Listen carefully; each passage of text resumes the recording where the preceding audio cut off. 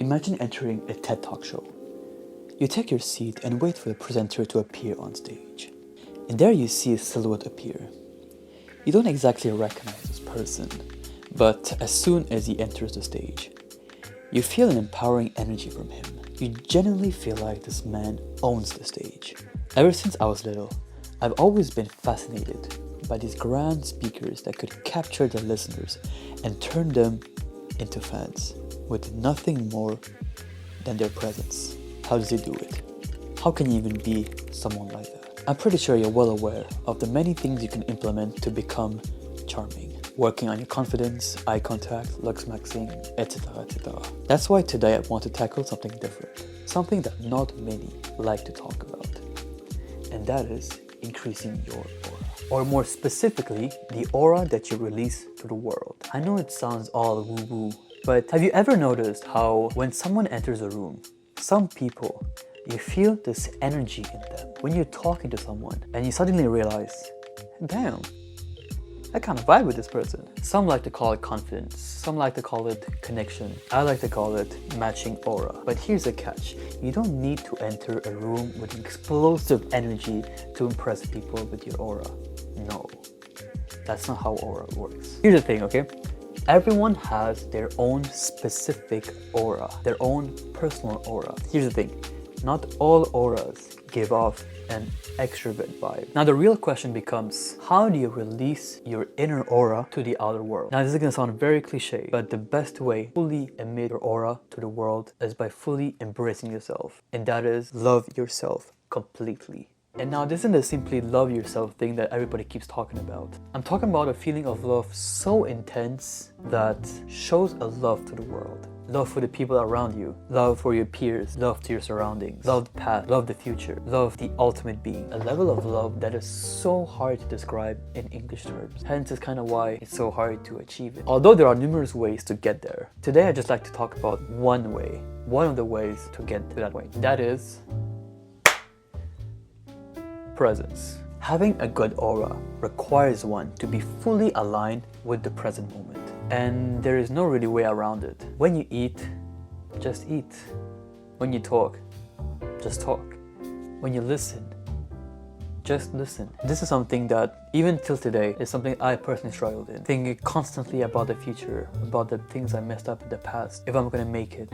But I'm getting better, much better. And these are 3 actionable steps that I've laid out for you to practice being aligned in the present moment. The first actionable step will be breathing properly. You hear this a lot. Breathing, breathing, breathing. Ever since you're little, you hear a lot. I've heard a lot about breathing ever since kindergarten. But here's the thing, it's actually right. Did you know that your aura has a direct link to your breath? You can actually control your aura with your breath. Isn't that crazy? And this is usually controlled by conscious breathing. That's if you fully breathe all the way to your stomach, even all the way down there. Not many people do that. And not only breathing fully, but also breathing through the nose.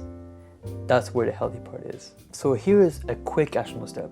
Whenever you're about to enter a room or open a door, breathe at the most full capacity as you can.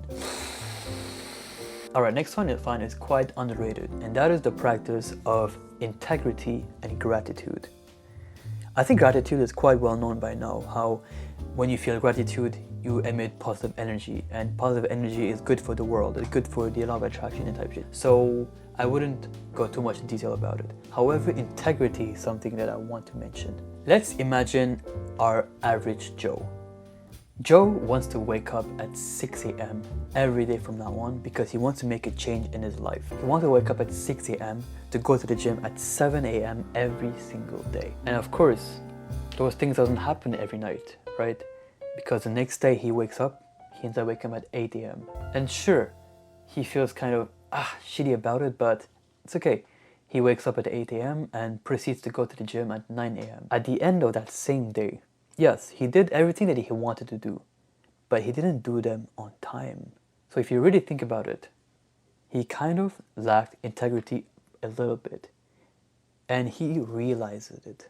Even if he completed everything that he wanted to do during that day, a part of him knows he wasn't true to his words, and that hurts your soul, which in turn hurts the aura. So this is what I mean. This doesn't only apply to the words that you tell to yourself, but also the words you tell others. Do you follow your words? Do you follow your own words? Ideally, to increase your aura as much as possible, follow through your words. This is the actionable step for you. Don't make promises that you cannot keep. The last actionable step is relatively easy. Say you're walking down the street. Thoughts are bound to come to your head. But this is the practice. Every time you think of something, try to catch yourself zoning out and immediately divert it back to the present moment. This is the art of mindful meditation. But instead of doing it while meditating, why not do it as every day as you can? And do it over and over and over again across 5 years. Oh my God. See yourself being expert at being in the present moment. This comes from the 4-table mindful chart, which, if I should explain very briefly, step 1, zoning out. Step 2, realizing that you're zoned out. Step 3, diverting your attention back to the present moment. And step 4, going back to your meditative state. And the cycle will start over and over and over again in the same session. So be careful.